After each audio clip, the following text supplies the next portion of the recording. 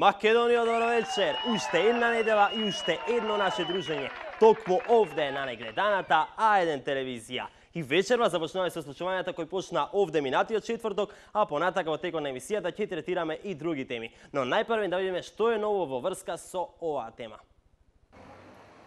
МВР ги повикува граѓаните да бараат санкции за А1 телевизија, оти не известувало објективно во четвртокот вечерта.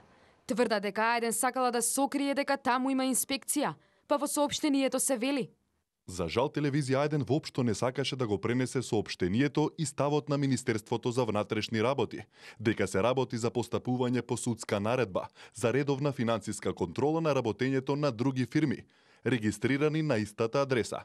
Со тоа, дел од јавноста свесно или несвесно беше доведена во заблуда дека станува збор за атак врз телевизијата. И браво бе МВР, ги фативте на дело. Вие испраќате соопштение и давате изјава за други медиуми, а тие си тераат отворена програма и ништо не пренесуваат. Само и само да ги доведат граѓаните во заблуда. Кодемек некој им попречува слободно движење. Работените не може да излезат.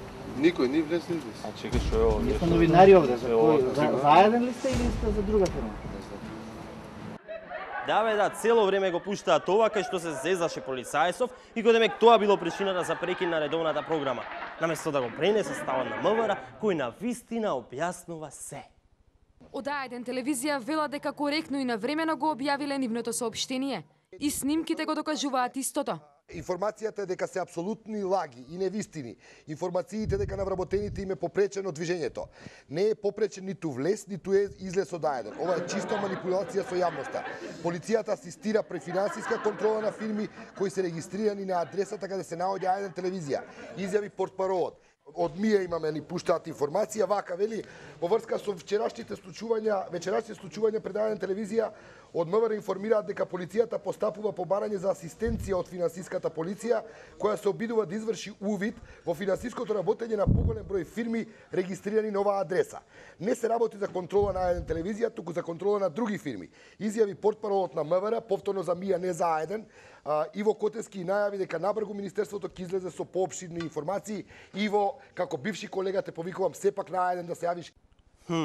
Според ова, испаѓа дека МВР лажат и дека А1 сепак ги пренесува нивните изјави дадени за други медиуми и во целиот тој хаос.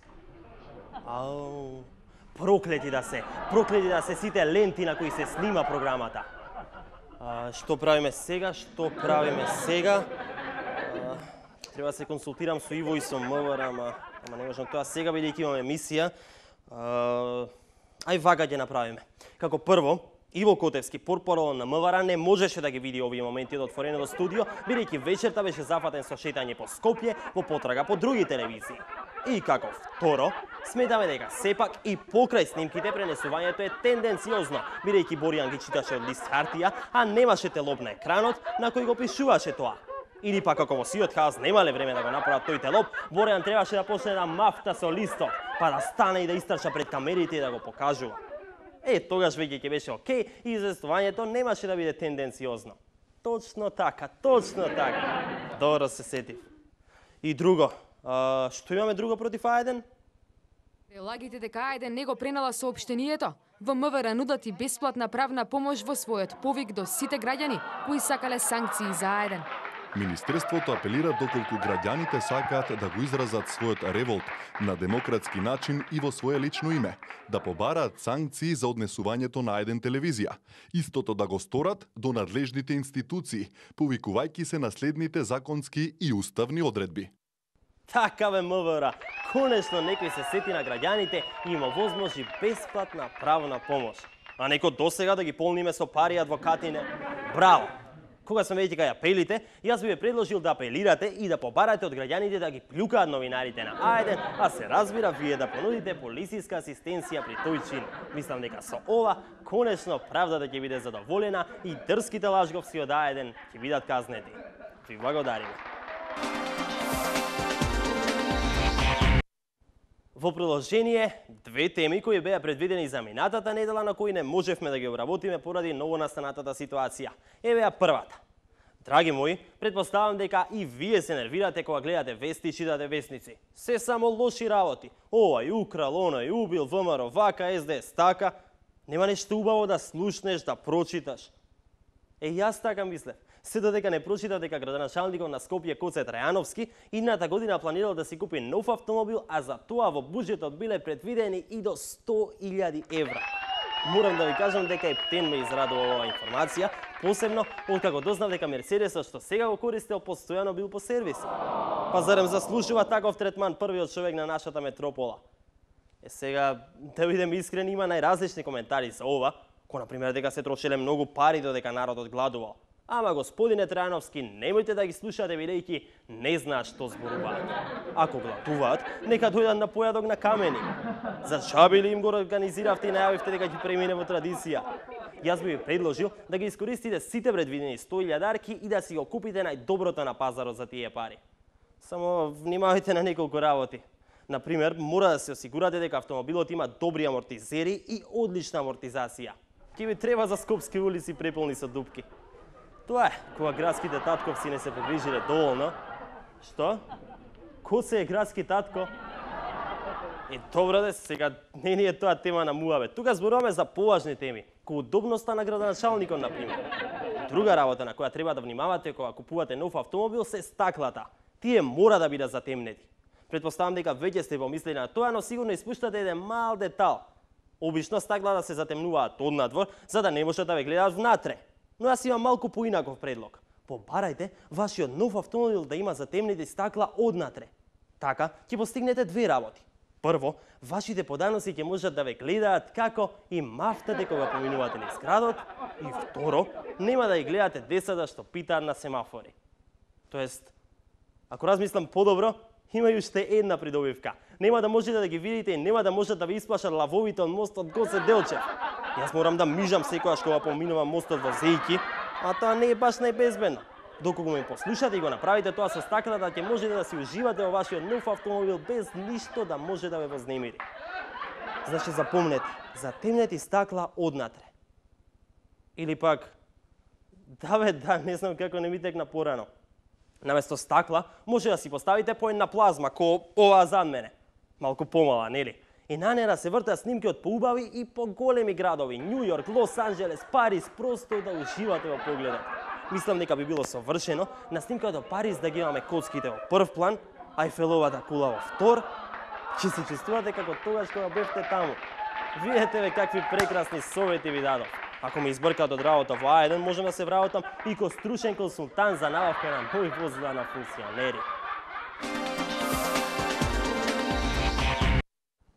Во продолжение и втората тема која беше наменета за минатото издание. Минатата недела една од главните теми беше Триумфалната порта и намерата на властите да го поместат споменикот на Крсте Петков Мисирков за да можат да ја изградат портата. Поместувањето беше најавено за минатиот вторник, но граѓаните се побунија и се собраа пред споменикот.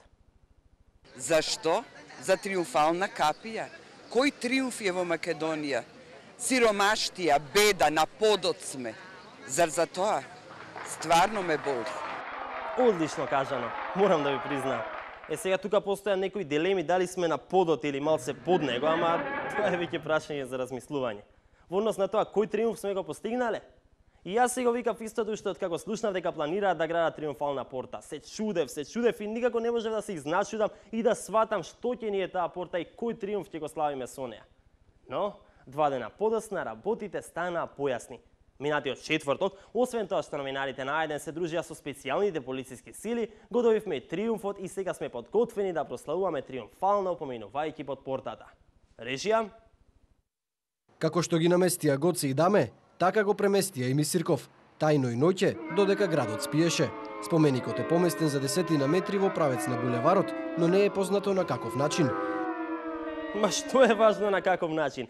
Важното е дека конечно го добивме триумфот. Власта на најтриумфалниот можен начин. Ноќе додека спиевме го помести Мисирков за 10 метра и сега е поблиску до семкарите. Тоа е триумфот, драги мои. Триумф над граѓаните кои се бунеа. Кој е појак сега, а пак протестирајте да ве видам. Ама колку и да протестирате, после некој време ќе ви се соспие и ќе си легнете, па ќе можат и вас да ве преместат. Тактика е тоа, ама треба да ти текне. Инаку, кога сме веќе кај текнувањето, мене баш сега ми текна една многу паметна работа. Кога веќе го поместувате и веднаш до него ставате огромна порта, зошто да го враќате на тоа место кога таму ќе има нешто што е многу појако од него? Зошто не го преместите уште малку понатака, па да го оставите за секогаш да си седи таму? Еве еден предлог кон мене. Ви текнува на тоа девојче што стоеше на пешачкиот кај рекорд така малце кон напаѓање? Тоа го преместија во градски парк, па неговото место е слободно. Можете Миксирков да го сместите таму да чека на пешачкиот.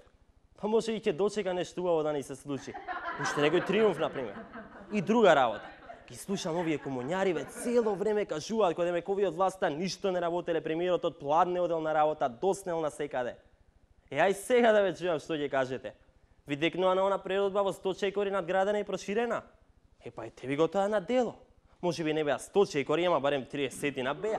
Преместување во 30 чекори надградено и проширено. А на она посветено 24/7 ви текнува? Па кој вели дека не работеле 24/7? Па баш споменикот е преместен надвор од работно време во црни темници. Браво уште еднаш. За крај на денешното издание зборуваме за нешто што е тазе и свежо од оваа недела. Откако Владко Ѓорчев се истакна пред македонската јавност со неговата колумна во Шпис, каде кажа еден куп пофални зборови за евроамбасадорот Фујре, во понеделникот се истакна и во Брисел. Да ве поседам на дел од прекраснотиите напишани во колумната. Партиски идеолошки мегафон, здодевен бюрократ, заштитено божество, личност која не ги промовира европските вредности и така натака и така натака. Ајде да видиме колку само најубаво ни ја представи државата во Брисел и зошто треба сите ние да му бидеме благодарни. We are hearing his opinions every day. He's all the time in the media. He's more in the media than any politician in Macedonia, or maybe he's in the top 3 or 4. And at the same time, no one has a right to say anything about him. When we are talking about freedom of expression, my opinion is that as free individuals, ladies and gentlemen, we should not treat anyone as the Soviet diplomat or as a Soviet ambassador in Prague in '69, or as the Soviet ambassador in Bulgaria in the 70s. But as free individual, we can say with what we agree, with what we disagree. Владко, си ги помешал местава. Ме слушаш ли? Не, имаме прешки во комуникацијата. Ќе молам некој нека му каже дека партискиот митинг се одржува во Скопје, а не во Брисел. Ги помешал градовите, почитувани гледачи. Говорил во предвиден за партиски митинг на ВМРО ДПМН, а тој погрешка го прочитал во Брисел. Тоа е тоа. Што? Има одговор од Брисел? Епа, дај да го чуеме.